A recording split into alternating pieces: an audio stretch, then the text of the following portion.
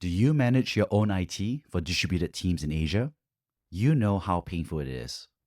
Asavol helps your in-house team by taking tough tasks off their hands and giving them the tools to manage IT effectively. Get help across 8 countries in Asia Pacific, which includes onboarding, procurement, device management, real-time IT support, offboarding, and more. Gain full control of all your IT infrastructure in one place with our state-of-the-art platform. Check out Essevel, ESEVEL.com, and get a demo today. Use our referral code BRAVE for 3 months free. Terms and conditions apply. Welcome to Brave. Learn from Southeast Asia's best tech leaders. Build the future, learn from our past, and stay human in between.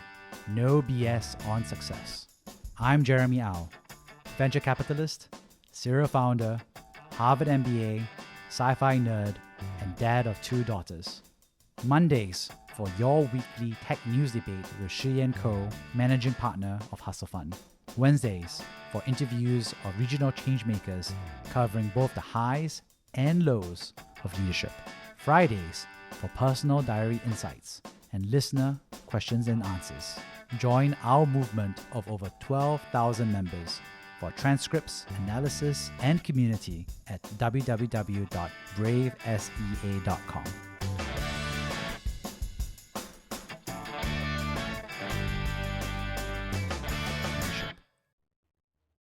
Hey, morning, Adriel. Another week, another Q&A.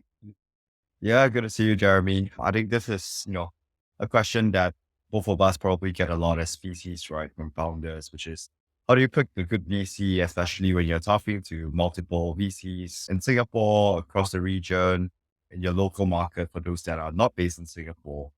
So what are your thoughts on this as, someone who has founded companies and is now a VC? Yeah, and we got asked that question pretty much last night, as part of that process. And I thought that was something worth answering again and sharing broadly, right? So, at the end of the day, why do you want to pick a good VC, right?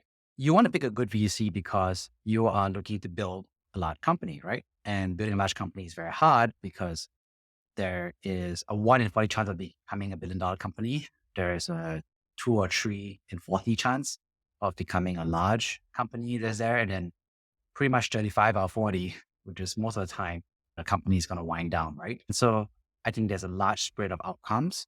It's very scary. And the true enemy is not the VC, it's not the founder, it's not a customer, right? It's about the reality of the status quo and, the reality that it's a tough business to build, right? And which is why I think everybody's working so hard, right?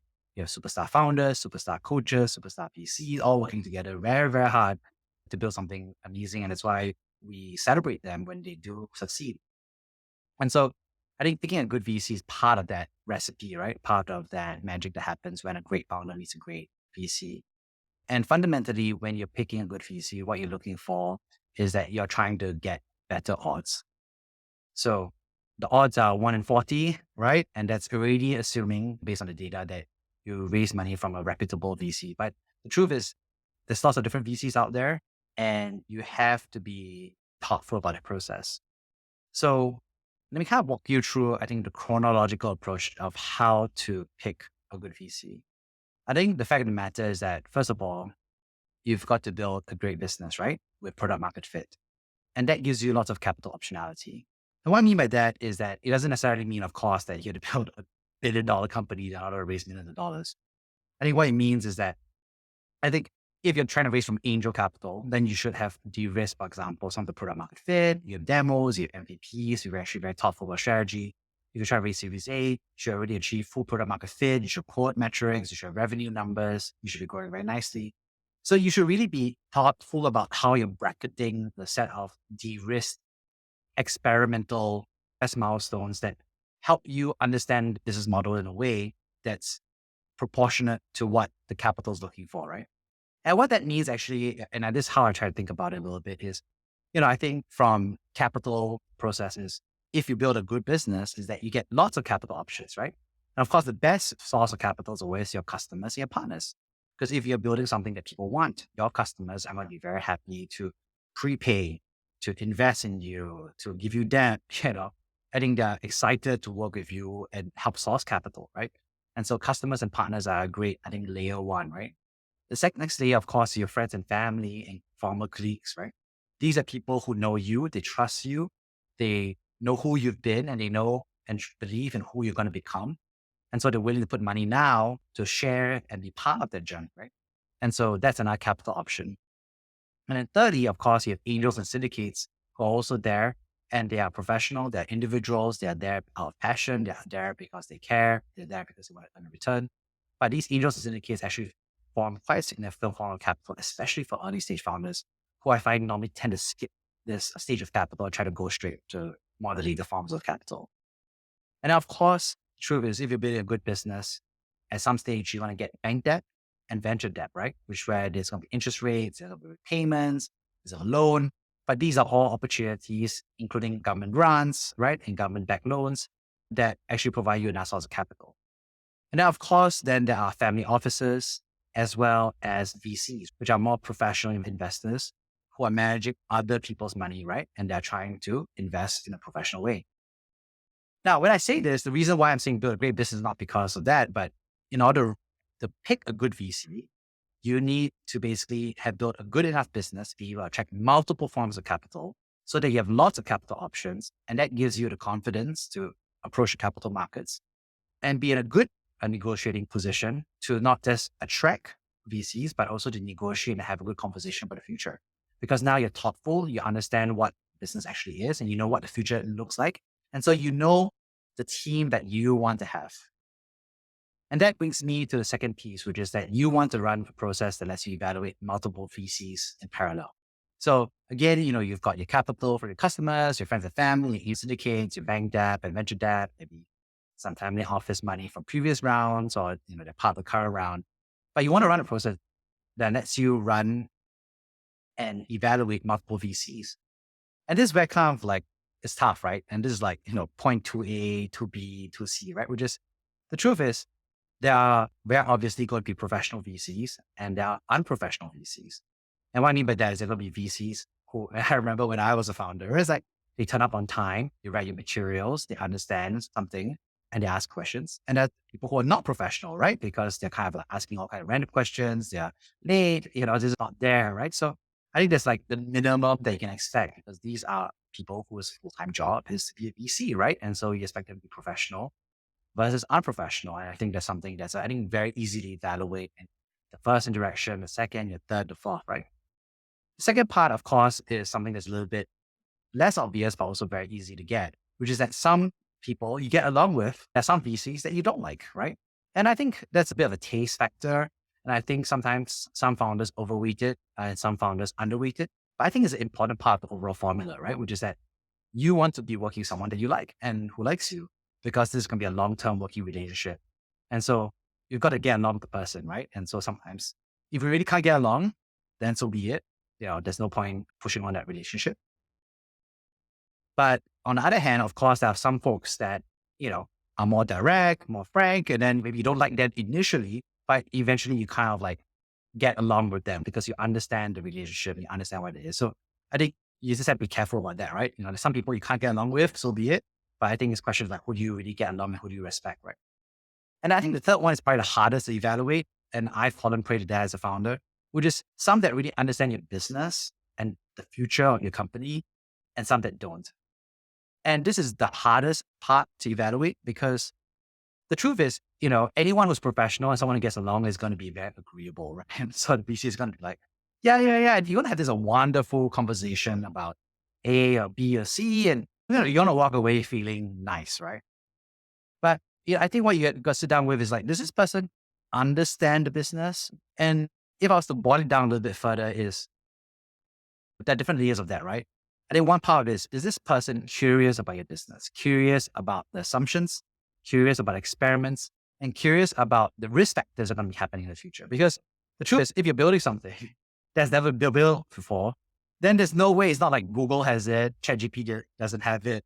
That has to be figured out together, right? And so you need a layer of curiosity that you want from the other party because nobody knows, right? So the curiosity is there. That's part of that understanding your business. Then two, of course, you want someone who's also pattern matching and thinking a little bit ahead, right? Which is based on that curiosity, can that person push that conversation forward, which is if this is true, then that is true. And if that is true, how does that compare to perhaps another story in a different market? Or there's a certain article that reminds me of this. But you want to have someone that understands the business in the future. And so what I'm trying to say here is that at the end of the day, 2A, 2B, 2C here is as a founder, you end up in a position that you want to run a process where you get evaluate multiple VCs the same way you would hire an employee, right? You wouldn't pitch 10 employees, only one person wants to apply, and then you look at the person to hire and say, yes, I will hire you straight away. That'd be crazy, right? Because you'd be like, no, that just because only one person wants to join my company doesn't mean that it's the right employee for you. You still have to do that thing. You want to find somebody who is a professional, someone that you like, and someone that actually understands your business. And that's the same criteria that you have to hire an executive on your company. And so I always tell founders, like, at the end of the day, you want to hire a VC, right? Like, don't let capital whack the dog, right? Don't let the tail whack the dog. Don't let capital whack the business. You are trying to hire an executive who's going to be on your board for a long time, at minimum, maybe 2 years, maybe 4 years, 6 years, 8 years, I've seen. So you want to hire someone who you believe has your interests and understands the business and can execute, right? And the fact of the matter is that you ran a process that only lets you have one offer. The truth is you didn't get to decide. I think you still get to decide to walk away and try again later down the road. But the truth is when you only have one offer, you can't really decide. And so at the end of the day, you want to run a process that lets you evaluate multiple VCs the way that you would evaluate multiple executive hires to join a team. The last thing is that after that, you pick your offer, you already built a good company, so you have multiple offers. Then you want to do reference checks, right? And what's really important here is that you need to do reference checks the same way they are doing reference checks on you. So the VC is doing reference checks on you. They're doing direct reference checks that you provide them. And trust me, the VC, if they're worth their salt, they're going to be doing indirect checks and going to ask their friends and mutual friends, like, hey, is this person ethical? Is this person a good operator? Is this person someone that you would like to work with again? That can be going down you. It is on you to do the same about them. You have to do the work because, and I say this because I can tell you that in my past experience, there were some VCs I didn't work with and some VCs I did not do the work with because the VCs had such a great brand, that I just didn't do it, right? And that was to my regret, to be honest. And so, so let me explain that. The truth is every VC is going to give you references, obviously, to, for example, companies that have succeeded, right? Because the truth is, the founder succeeding, then guess what? Every VC likes hanging out with them. Every VC is whining, dining, check in at board meetings, helping a lot, right? I mean, come on. Obviously, if the portfolio company is successful, that founder's going to be very happy about the VC because the VC is all on top of it, right? But we all know that character is revealed not when times are good, but when times are bad, right?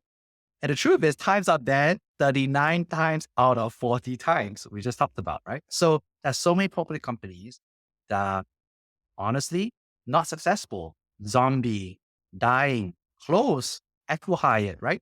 And that is the norm case, okay? That is the 39 out of 40 case. It is the 19 out of 20 case. It is the 18 out of 20 case. You have to take that self-awareness pulse and I have to be like, okay, I'm going to be in for a really tough 2 years where I have 1 in 20 chance, 2 in 20 chance. I'm really optimistic about myself, 3 in 20 chance of crushing it.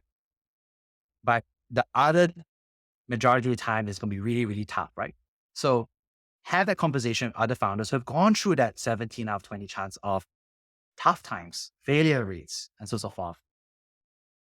And have the conversations like, how did the VC work with me to de-risk the company, right? To experiment, to think through the future, to connect to other folks, right? Because if the VC doesn't do any of that, then just buy capital, right?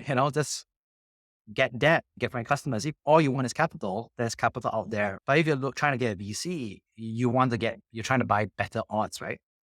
So that's really, I think, the crux of it is that you got to do, therefore, those 3 things, which is first, build a great business with product market fit that's proportionate to your capital stage that you're doing. Secondly, therefore, on that back of that good business, experimentation. run a process that lets you evaluate multiple VCs, that lets you have the ability to choose a professional, relatable, and someone who actually understands your business type of VC. Thirdly, run a solid and professional reference checks process from both successful and unsuccessful founders in their portfolio.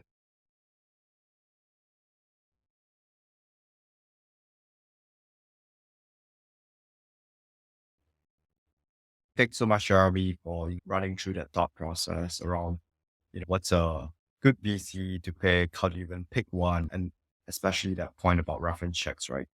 So it's almost like doing reverse due diligence, as a founder when you're always getting the one due diligence. But that's such an important part of the fundraising process, especially when you're picking like a partner for the next 10 years. I think the next part to that question is really around like, what are the red flags as you sort of go through this due diligence process as a founder yourself? What are the things that, you should look for, whether it's in the initial conversations with the VC, the due diligence stage, or even at the point of like signing a term sheet, the discussions around the terms? Yeah, I think there's lots of different things here. At the top of it is that it is true that VC seem to pick founders, right? I think that's how the market sees it. That's how the media sees it. And I think that's how as a founder, I saw it, right? And the truth of the matter is that on the other hand, the best founders get to pick VC, and I think that's the tricky part, right? It's like there's a mindset shift, right? Which is that, are you a customer? Are you a buyer? You know what I mean? So sometimes it's like the VCs are selling you, you get to buy, and so forth, right? But customers get to choose, right? So I think that's something that you have to think of quite a bit. I think red flags that we have here is three of them that I've thought of. Obviously, there's so many red flags and so many horror stories that I experienced myself, that I've heard my friends, or that I've actually seen counterparts or peers do, right, in the space. So I think the first one, I think that's the most obvious is, I think the exploding term sheet, right? So the very fast kind of process. So this is an easy one, but I say this because, sometimes it's not obvious, I think, for first time founders, is that I think it's actually okay, by the way, for a VC to issue a term sheet straight away, right? Like they like you straight away, and then they tell you what the terms are straight away, discussing the parameter range. Then maybe they issue the term sheet straight away. Maybe they issue the term sheet the next day. I think that's good, right? Because it means that this VC is excited, and that's kind of the position that you want to have a founder to be, so that you have VCs who are passionate about what you're doing. I think what's tricky is, I think, exploding term sheets. And what I mean by that is like a term sheet where it doesn't give you sufficient time to make a decision. And I would say that anything below 3 days is really kind of like very much out of market norm. I would say a week is pretty fair. Maybe get 2 weeks, right? I'm just giving an example, but I think at least a week is a good time to let someone make a considered decision. And the reason why I'm trying to say this is because obviously from a legal basis, a term sheet can be complicated, right? It can have, obviously economic terms. It could have your control rights. It could have your board members. You could have dilution clauses. There's a whole bunch of stuff that takes time. And for a first time founder, it takes time to learn, right? You're learning how to fundraise and so forth. So you want to take this time to talk to a lawyer. Maybe you don't even have a lawyer, right? So you want to arrange a lawyer, talk to the lawyer, get, the coffee first, the consultation first, and then get a legal advice very quickly to get a point of view. You want to speak with your co-founders and say, like, this is the decision I've made, or this is the options I have. Use your opportunity maybe to tell a bunch of other VCs, I'm just saying, right? To say, hey, I have an offer and I would like you to come in now and make a decision, and then go there. Gives you time to negotiate. As I say, maybe we can move some of these parameters, even though maybe you care much about economic, but I care about control rights. Or I care about control rights, I can give a bit more on economic sides. But there's a conversation I can have, right? And now, of course, it gives you time to think through the strategy, because the VC normally has implied strategy to see you, they see a future, and you need to be like, whoa, hold up, they see a vision of me as a financial company, or the other VC thinks of me as a full stack company, right? And that's a different vision of the future. You want that week to just sit down, because when you sign a contract, you're not just signing the terms of the capital, you're signing the terms of the working relationship, and you're signing the terms of the strategy and a promise that you are making over the next 2 years, right? And so having that time to take a considered decision is in the interest of both the VC and the founder, right? For the founder is because he lets you be in a position to feel at the end of that process, be like, I'm glad I met a VC who was fast and decisive and really liked me to issue a term sheet. And after doing my homework and really doing intensive homework over the past week, I feel comfortable. I made a decision. I'm willing to sign and build that relationship with the VC, right? And for the VC, like it's better too, because you want someone who is like, goes in, thought about it, didn't feel rushed, and then is considered, and is willing to work with you, right? You don't want a shotgun marriage, and then people are going to get frustrated. People are going to get angry. People want to annul the marriage and then everybody has a awful time, right? So I think, let that be a process, to have that process and that time to breathe. So that's one.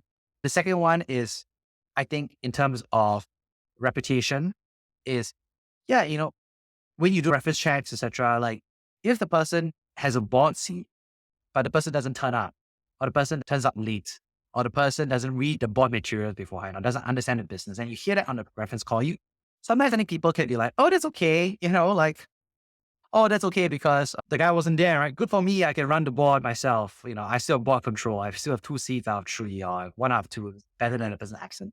But then I think, and that was what I was thinking for a while, right? But I think the question for you is, you have to be there, is like, then why am I giving you this control, right?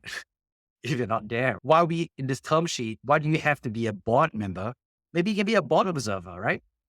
If you don't turn up, or maybe you don't even be on a board, right? It's like, what I'm trying to say is, like, if you want, I think there's a lot of promises that VCs can make about how they're going to improve your odds, etc. But if you hear the reference checks that this person is not checked in, I mean, come on, right? If the board member is not checked in, how can this person help you build good strategy? And when times are tough, how can they help you make a good decision, let alone make the right decision, let alone do a decision that's in the best interest of the company? So why give away board control rights for someone who's not there, right? So I think there's a lot of complaints I've heard. This is like, I heard my board members are not checked in. I'm just like, yeah, then, and this I think is less about often the firm. Often I think this might be more tagged to individual partners, in terms of their style or preferences. And I think there are good economic reasons for VCs, because for them, they're busy. They have to talk to new founders. They have to raise money from LPs. There's lots of good reasons for a partner to be busy. But from a founder perspective, that's very cold comfort, right? Like, this is your company. That's for them to figure out how they distribute their responsibilities within the fund and all that stuff, right? So I think really be very clear about who's going to be on your board and what's the value going to provide, and making sure that they are going to be there for the good times, but also be decisive in the right way, in a thoughtful and considered way during the bad times. The last thing is, I think this is a bit softer, right? But I think that last red flag is, are they trying to pull a fast one on you? Are they trying to blitz you? And this is actually quite tricky, because I think all of us as founders, we're always trying to sell, right? And so we respect the hustle that someone's trying to sell you. You know what I mean? And so you're like, oh, they're selling me, I'm selling them, and we're both selling each other. So that's okay. We're all trying to blitz each other. And yeah, I think there's a transactionality obviously to it, right? But the truth of the matter is that transactionality is not the right seed crystal of the relationship, because you're going to be working together on the board or as investors for the next, 10 years. And there's often a phrase that they use, right? Which is like, you can get married and divorced, from your spouse tomorrow, but you can't remove someone from a cat table, for 10 years, right? And so I think that, and there's lots of harm they can do in terms of like vetoing or throwing the stink or, all kinds of random stuff. But there's also a little of good they can do, right? And so you want to have that right seed crystal. And truth again, like I said, is 39 out of 40 chance there's going to be tough times. And even a 1 in 40 chance, there's going to be a bunch of near-death experiences on the way to get there, right? So there are going to be so many hard decisions. And you don't want someone that's going to be pulling a fast one on you, right? Because then how do you trust that person, right? What's the seed crystal of trust that you're going to have there? And so you want to take the time to be like, okay, is this person telling me the truth, right? The full truth, not half truth, not a lie, whatever it is. Is this person giving me space to learn and get educated? And then to say like, hey, and I remember I had this experience with a great VC and he was like, hey, Jeremy, at the end of the day, like, this is what you want. This is what I want. And the truth of the matter is that we're both going to gain if we hit this level outcome. And if we don't get there, we're both not going to get an outcome. And this is what the parameters are. I'm willing to move to this parameter for you. And this parameter is very important for me. And then let's have that conversation, right? And the reason why this parameter is important to you is because of A, B, and C. And this parameter is important to me because of, D, E, F. And in this scenario, all of it is aligned. And in these two scenarios, these things are not aligned, right? And so how do we want to build that relationship together, right? And I was just like mind blown, right? Because I was just like, oh, this guy's explained to me the clauses where we may choose, this control right, for example, is not good for me in some scenarios, but it's good for both of us in other scenarios. And I was like, build trust, right? Because I'm going to have to fundraise from the next investor, the Series A investor, the Series B investor, the Series C investor, right? And I got to trust this guy to explain the financial terms because it's a long relationship, right? And so I think be thoughtful about that from point A to point B to point C. At the end of the day, is therefore you have to, I think the three major red flags is one is exploding term sheets or not giving you sufficient time to consider certain negotiation or key clauses is one. Because it's less about the contract, but more about, the starting step of the strategy and your partnership. The second one is really about reference checks. If the person is not present or of course bad or underperforming as a board member, but not checked in is a big one. And the last one, of course, is they are trying to pull a fast one, trying to blitz you. They're trying to hard sell you and not trying to help you understand. I think those are three major red flags when you're picking a VC as a founder.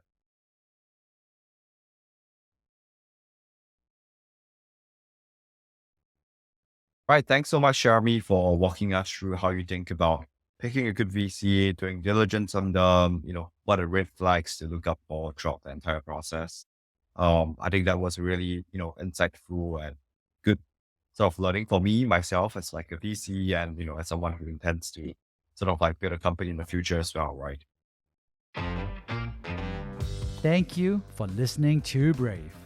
If you enjoyed this episode, please share the podcast with your friends and colleagues. We would also appreciate you leaving a rating or review. Head over to www.bravesea.com for member content, resources, and community. Stay well and stay brave.